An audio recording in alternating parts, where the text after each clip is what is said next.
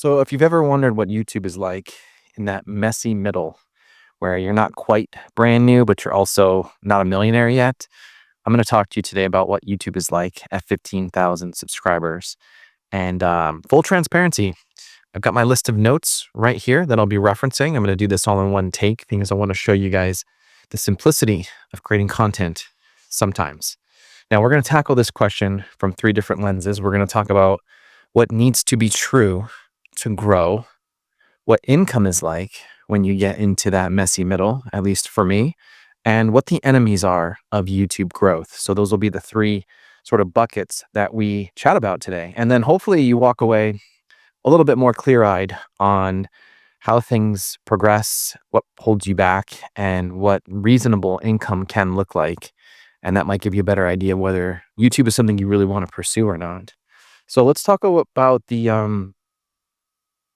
what must be true about growing on YouTube. And I think the first principle or like the high level concept that I would communicate really to anybody who's evaluating YouTube is that the most important skill I think that anyone needs to develop who wants to do YouTube is the skill of helping other people. And when you sit with that problem and you seek to get better at helping others, what you find is that naturally and organically, all of the other things that revolve around content creation become easier or you get better at them. Sometimes we put the cart before the horse, right? We try to get good at our thumbnails before we try to get good at helping other people. But what good is an attractive thumbnail if the intention behind it is flat or shallow? So if we put our attention on the viewer, on who we're trying to help, how we're trying to be of service, then what we'll find is that the design of our packaging or the ways in which we think about our topics, it just comes more fluently, more naturally over time. So I would encourage anyone out there who's newer, who wants to really grow their channel and take it seriously and maybe earn a little bit of an income from it is what are you doing every day, every week, every month to develop that skill, to get better at helping other people? And I know as I'm saying this, it sounds all very trite and like non-tactical, but you really do need to think through this and sit down with it and try to figure out, how do I get better at serving people? And what you'll probably end up doing is more introspection and thinking about, what do you need help with? Right? If the purpose of your channel is to help other people through a thing that you've gone through, something that maybe you've um, gotten better at, or a skill that you've developed, like, what were the things that you needed help with a year ago or 2 years ago, right? And that's how you think through how to be helpful to your viewer. And then you think through the structure of how you deliver that help, the way you create a visual format or a title framework, or the way you structure your video in order to serve that viewer in a concise way that truly and genuinely helps them with the problem, and that doesn't come off as some sort of self-serving therapy session for yourself, right? Because at the end of the day, YouTube is about the viewer and not us. The second thing is that your desire to help others, or the purpose of your YouTube channel, it has to be bigger than the fear of failure that you might have. In other words, is your mission compelling enough to offset any shame or embarrassment or potential ridicule that you might get from doing your YouTube channel? And if the answer is no, then you might not have a strong enough why, right? If you're worried about what people will think, if you're worried about looking like a novice and just making bad videos, and that's holding you back from posting, then your mission isn't big enough yet. And so again, you might need to sit with that. You might need to evaluate, why do you really want to do YouTube? Because I think a lot of us conflate our channels with something that we need for ourselves versus what other people need. We talk a lot about our own experience and our own lives, and that can be good insofar as that it's in service to others. by helping other people relate to us, to connect with us, to understand that the thing that they're going through can be solved so long as we guide them through it. And so, think about that when you're coming up with your content ideas and when you're delivering to camera. And hopefully that begins to outweigh any fear of judgment that you might experience from other people or fear of failure. Because at the end of the day, like this whole YouTube thing, it's very personal and it's very much in our heads. And it's everything we can do to reframe the focus from what we want and what we need to what other people want and what other people need. And when we reframe that focus to being in service to other people, then we remove ourselves from the equation. The fear, shame, judgment, all of that stuff you can just shrug off because it doesn't matter, because it's not about us. It's about the viewer. The third thing that needs to be true in order to grow on YouTube is we need to understand human psychology. And you're not going to nail this on day one. This is going to take years and years of study and trying to figure out why people watch. Like, what is it about the content that you want to make that's going to make people want to watch? And again, it comes back to being of service, to helping. And so when you watch YouTube yourself, ask yourself the question, why do I watch YouTube? Like, what's interesting about the people or the channels or the topics that I'm interested in that I click on these videos? And try to figure out how to emulate that for your viewers. If you like someone's personality and that's why you watch their content, and what is it about their personality? Are they funny? Are they quirky? Do they have a great way of communicating things? Or maybe you follow channels that provide a lot of value in certain domains that you're really interested in. And what is it about the way they deliver that value? Is it the succinct nature? Is it the way they explain things? And then how do you apply that to your own channel? And so a lot of this comes back to studying what's working on YouTube, trying to kind of reverse engineer and getting good at understanding outliers and top performing videos on high interest topics, because it's all too easy to spend time coming up with a list of video ideas that we are interested in, but not knowing if they're ever going to see the light of day because we don't know if people are interested in these things or not. So it's a little bit of study, outlier research, understanding why videos work, but ultimately coming back and understanding human psychology. So those are the three big things that I think must be true for any new YouTuber starting out, especially if you want to grow into that messy middle phase, is understanding what people need, putting people first, and then making sure you have a very strong why. And that'll keep you going when you're in those moments of downtime. Let's make a sharp turn and talk about YouTube income. So what is YouTube income like for people in that messy middle phase? So again, 15,000 subs. I've been doing YouTube for 15 months. So that's kind of like my credentials at this point. And again, I'm just one data point. So take all of this with a grain of sand. I'm sure everyone's experience will be different on YouTube. So I'm just sharing what I have experienced. I have made $4,000 through the YouTube Partner Program. So that's AdSense, channel memberships, and supers, which are basically fans donating or viewers donating. And that's from that's from February through October. So that's about 9 full months of earnings so far. So having said that, how does that sit with you? $4,000. It's not a substantial amount of money. I guess it just depends on where you are and what you need and how much work you intend to put in.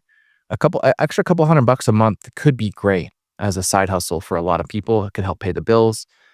But for someone like me who's doing YouTube full time, who's putting in a lot of work and a lot of energy and a lot of effort, $4,000 it's really nothing. It barely covers. I mean, we're not going to get too much into my own personal living expenses, but it's not enough to cover. And, I think that's expected. Year one, things are going to be slow. So if you're in that early phase, it's going to take a while for things to ramp up, especially on the AdSense piece, right? It takes many years of compounding views, to really start to build that viewership where the AdSense becomes meaningful. So I'm under no illusions about this AdSense thing. And for me, it's always been a nice to have, not a necessity. So it's like a icing on the cake, so to speak. Now, I will say I've made $18,000 in coaching and mentorship this year. And I don't know how that stack ranks in terms of how other people earn on their first years on YouTube. I'm feeling good about it. Um, my coaching program has evolved quite a bit. I've learned a lot, and I feel like I'm helping people genuinely grow their YouTube channels. And so several of my clients have been able to make their investment back, which is amazing. They've gotten monetized, which I love. But ultimately, my run rate for the year is about $27,000 all in, all sources. That includes AdSense, coaching, mentorships, affiliates, things like that. So if I can get to $27,000, $30,000 this year, I will feel mostly good about that for year one in business. Now, all that to say, I spent about $17,000 this year on the business, subscriptions, hardware, all the kind of BS that comes with doing YouTube. 10,000 of that was spent on coaching for myself. So the question is, was that investment worth it? 100%. Because in both scenarios where I worked with my coach, I made back the money that I invested. And now I'm in the positive and I'm earning more money as a result of them helping to accelerate me more quickly. If I can make, well, my goal for next year in 2026 is $100,000 for the year. It feels like a stretch, but I think it's doable considering I'm scaling to about 30,000 in year one. So wish me luck on that. But I draw this contrast between YouTube partner program money, 4,000 to my own coaching of 18, because if you're not trying to monetize off platform, then you're going to be, I don't know, you're not really going to be making the money you want. And anyone who's doing anything serious about YouTube business is monetizing off platform. So I would plant that seed now and start to think about that. Now, there's going to be some cool stuff coming, hopefully next year with dynamic brand segments. If you don't know what that is, it is a really cool idea that YouTube should be rolling out to help creators get more brand deals and more lucrative brand deals because we'll be able to put more sponsored content, more sponsored integrations on more of our content, including our back catalog. So TBD on when that comes out, but that should be, in my estimation, a very good way for creators to earn extra residual money doing campaigns with brands. So how do you guys think about that? How do you think about year one income? How do you think about my ambitions for year two in 2026? And where do you feel like you're trending? And how do you think you're going to get to your financial goals? These are all big questions that you should be asking, especially if you've been doing YouTube for a little while now, because you're not just going to wake up one day and be magically YouTube rich. You know, you have to really put in a lot of work and you have to make it happen. You have to be intentional about it. And, you know, it's really on us. It's on the individual to build the infrastructure to create a business for ourselves if that's the direction you want to go in. So hopefully that's helpful to be transparent about those earnings. And, you know, hopefully these conversations about finances don't make you squeamish. You know, I think in some way we're all adults here. We can all level with each other and think about some of this stuff objectively.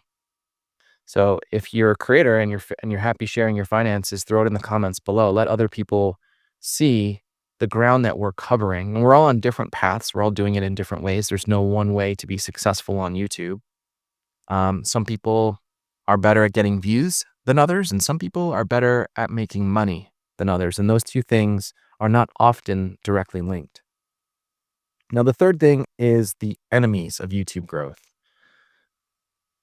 So you'll have to, as I'm going through these, ask yourself the questions, are these things you struggle with, or are these things that you encounter? The first one is ambiguity. Ambiguity is one of the biggest enemies of YouTube growth. And what I mean by ambiguity is just not being clear with your channel purpose, not being clear with your messaging in your videos, and not being clear with your packaging, your titles, and your thumbnails. That's the easiest way to not grow a YouTube channel, is to just be vague. and not call out who it is that you're trying to help.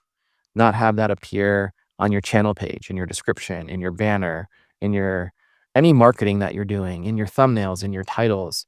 As you're delivering your script or your outline to your viewers, are you calling them out by name? And maybe I haven't done a good job of that in this video, but maybe the title's clear enough. What it's like, what YouTube is like at 15,000 subscribers. Hopefully that's finding the people who have a curiosity to grow a YouTube channel. That's my target viewer. So get really clear about who it is that you want to talk to and be explicit about that when you mention it in your videos. This video is for X, Y, and Z. And today I want to help you solve this problem that you likely have, you know? And yeah, it might come off as overly obvious, but remember that the algorithm is transcribing all of our content. It knows exactly what we're saying in our videos. And some of the best ways to get your videos served to the right people is to be overly obvious and explicit in your script. So ambiguity, you need to slay that dragon. That's going to be one of the biggest killers to YouTube growth. The second one is playing too small. And I see this all the time. And this is something that I struggle with is, you see the brand new creators out there and there's not a lot of confidence. They're timid, they're shy, they're not great on camera. Again, there's some ambiguity in their messaging. And then you see the gurus who are super smooth and confident and everything looks super clear. Their writing is amazing. There's a huge gap between the novice and the gurus. And in some ways, like we get stuck in this bucket of playing too small where we feel we don't have the right to speak on certain topics in certain ways. We don't have the confidence or the knowledge. And that will change in time. But you also have to believe in yourself that you can get to whatever esteem level of status you want to get or whatever financial goals you want to get. You have to believe in yourself and give yourself some levity and confidence and some swagger when you show up. And don't be afraid to, I don't want to say, I'm not going to tell you to clickbait your titles, but don't be afraid to use language that you might not always use, right? Because oftentimes our titles convey our conviction, they convey our confidence. And if we don't have convincing, clickable titles, people will pass us up and we won't get the views. So again, hear me on this. I'm not saying clickbait on your titles, but look at what's working. People use hyperbole all the time on YouTube. They use language like this changed everything or the best blah, blah, blah. I'm not saying to use that every single time. Use it when you're really excited about something, when you really want to get a message across, something that you feel really passionate about. If you can get into an argument with somebody about a topic that you're passionate about, then put that fire in your title. Convey that conviction, convey that confidence, and stop playing small. Stop playing timid. Stop playing like you don't have a seat at the table because you absolutely do, right? We all have a voice. And the third thing that's going to kill our YouTube growth, the third enemy, is making things too personal. And what I mean by that is too much attachment to our channel performance and to our views. And also inserting too much of ourselves into our videos and making it too much about us. Like I mentioned earlier, it's really all about the viewer. Now, when you do YouTube for a long time, I think you start to get a little bit numb to the ebbs and flows of the views being up and then the views being down. It is easy to like be on that roller coaster and be at the mercy of how things are performing and to let that affect your mood. But when you're in business, you have to remain objective. You have to remain cool and calm, and you have to comport yourself and take action based on, what's in front of you. And so people burn out and they quit because they can't handle the pressure of not growing as quickly as they would like because they're personalizing it. They think that they're a failure. They think that they're not good enough. But the truth is, you know, we can all get good enough. It just takes time and it takes patience and it takes a steady hand and consistent inputs in order to break through and find your voice and find your confidence. And yeah, again, not not making the videos about us and what we want to talk about and how we feel and our life story. So remove us from the equation, coming back to first principles, you know, helping other people and overcoming your fears of failure because your mission is so big and so just. So that's my soapbox for today. This is 15 months of me on YouTube, 15,000 plus subscribers. A lot has changed since the last time I did one of these riff on the roofs. And I thought I would just share a little bit about what's been on my mind lately. If you're brand new and you're struggling to make YouTube friends, don't worry. There are a lot of great creator communities out there. Talk to people in the comments. Um, I'll put a link for Alexa Saranoya's Creator Boost Tribe in the description of this video. I'll put a link for my community in the description of this video. But if there's one thing I can encourage anybody to do, it is to find some YouTube friends. Like if you really want to get good at YouTube, find some YouTube friends and just be proactive. Send them a WhatsApp or a text or get them on a Google Meet and say, hey, how are things going this week with your channel? Where are you stuck? Have conversations with people about YouTube because chances are people in your real life don't care. So you need to find people who are slogging through it together. And that's been one of the biggest unlocks for me. I'm going to mention this in another video, but um, vidIQ did a study of 65 million YouTube channels, and they found that I think it was like 60% never get over 100 subscribers. So if you have 100 plus subscribers on your channel, you're in what, the top 40%? I think that's how you phrase that, which is okay, cool. You're better than more than half of the channels out there. And I don't say this as a brag. I say this as reinforcement of what I'm talking about with finding communion is that I did an audit of the people in my community, the midlife creator community, and of all the active users. And what I mean by active is people who are level 5 and level 6 in my community, which accounts for about 25% of my community. Of those highly active 25% of my community members, more than 50% of them are above 1,000 subscribers. So I say that because I want to draw attention to the fact that we have a concentration of high performing 1,000 plus YouTube channel owners in my community. And so if you want to be around people who have achieved the thing that you want to achieve, or who are working towards monetization and selling digital products and launching their own coaching or selling a course, these people are in my community and we're chopping it up every single day on YouTube. So yes, this is a sales pitch. Check the link in the description. But if you want to grow, you need to invest in yourself. So I'll leave it here. That whole last part was not part of my script. So if you made it this far, thanks for being here. And I hope you guys have a wonderful week coming up. And I'll talk to you. Maybe we'll do another riffing on the roof 3 months from now. I'll give you my input on a year and a half on YouTube, and we'll see where I am in terms of subscribers and if anything else has changed financially. So I'll talk to you guys soon. Thanks again.